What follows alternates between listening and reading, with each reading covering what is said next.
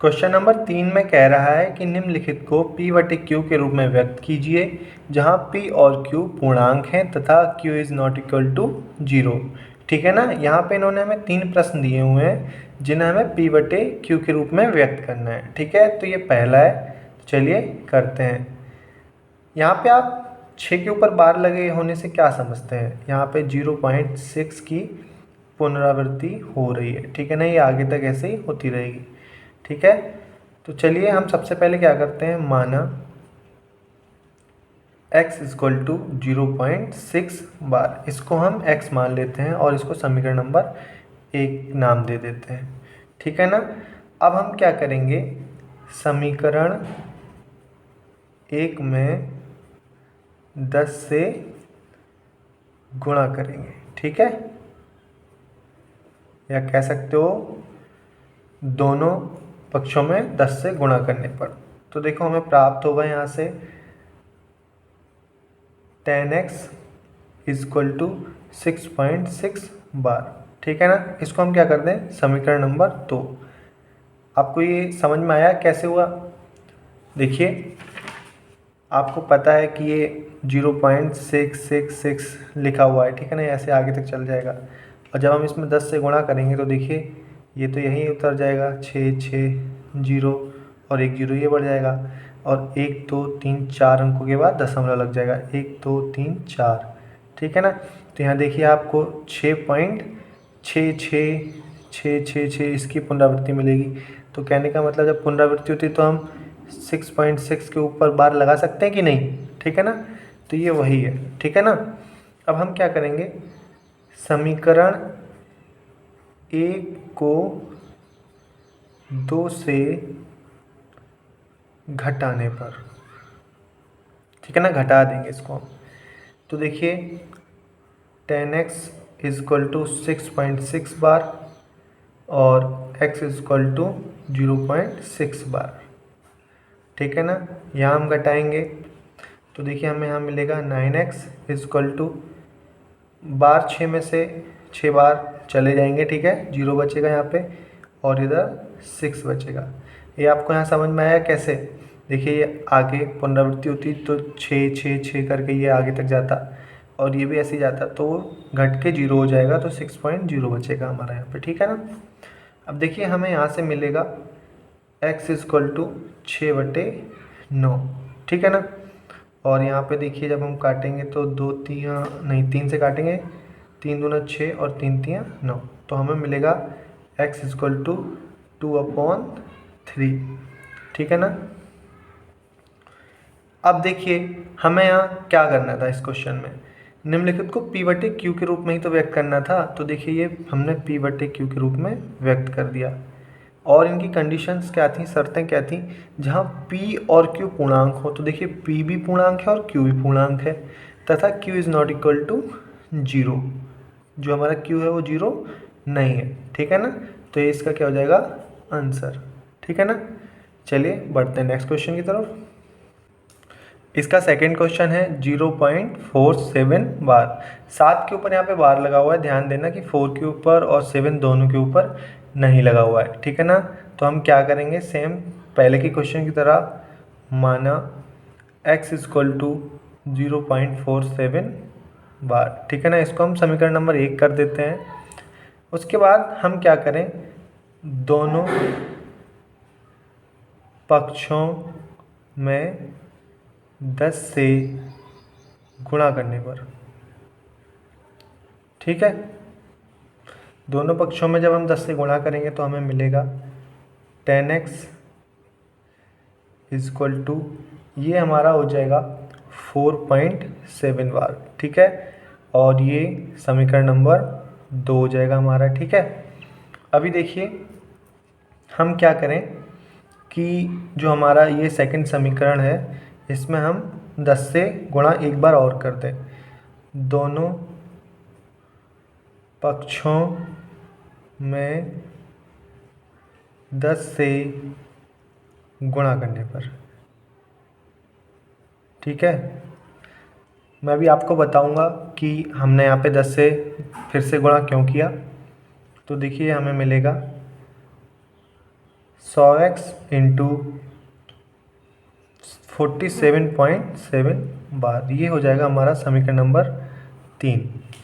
अब हम क्या करें, समीकरण 2 को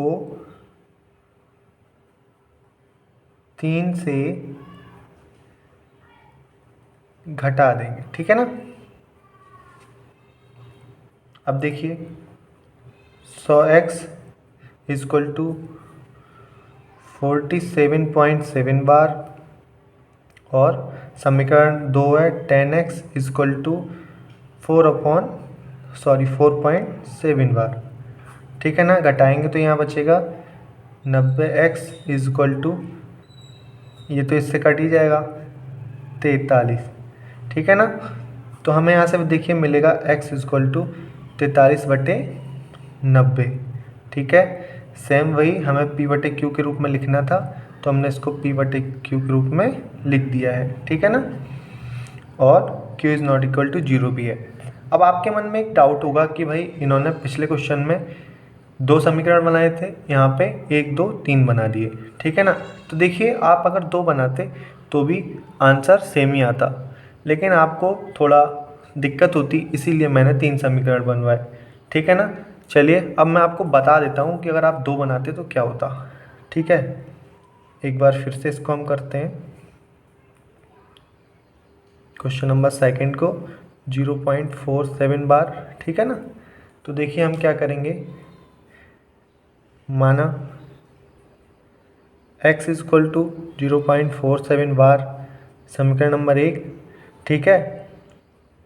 दोनों पक्षों में 10 से गुणा करने पर देखिए हमें क्या मिलेगा, 10x इजक्वल टू 4.7 बार, ठीक है ना। यही तो मिलेगा हमें, तो ये हमारा हो जाएगा सेकंड समीकरण। समीकरण 1 को 2 से घटाने पर देखिए 10x is equal to 4.7 bar upon x is equal to 0.47 bar, ठीक है। अब देखिए यहाँ पे हमारा बचेगा 9x इजक्वल टू, अब देखो यहाँ पे हम घटाने में थोड़ी हमें परेशानी होगी, तो हम यहाँ पे क्या करेंगे, हमको पता है क्योंकि ये भी बार में ये भी बार में, तो ये ऐसे ही बार 7 आगे और होता हुआ चला जाएगा कि नहीं। देखिए इस प्रकार से 4.7 बार है तो इसका मतलब 4.7777 होता चला जाएगा कि नहीं। और नीचे हमारा क्या है 0.47 बार, ठीक है ना, तो ये भी ऐसे ही होता चला जाएगा। तो हम क्या करेंगे, यहाँ पे 7 मान लेंगे और 7 में से 7 को घटा देंगे तो 0 बचेगा, और 7 में से 4 जाएगा तो क्या बचेगा 3, ठीक है ना, 3 बचेगा। और क्या कहते हैं 4 में 0 जाएगा तो 4.30 बचेगा, ठीक है। तो हमें यहाँ से मिलेगा x इजक्वल टू 4.3/9।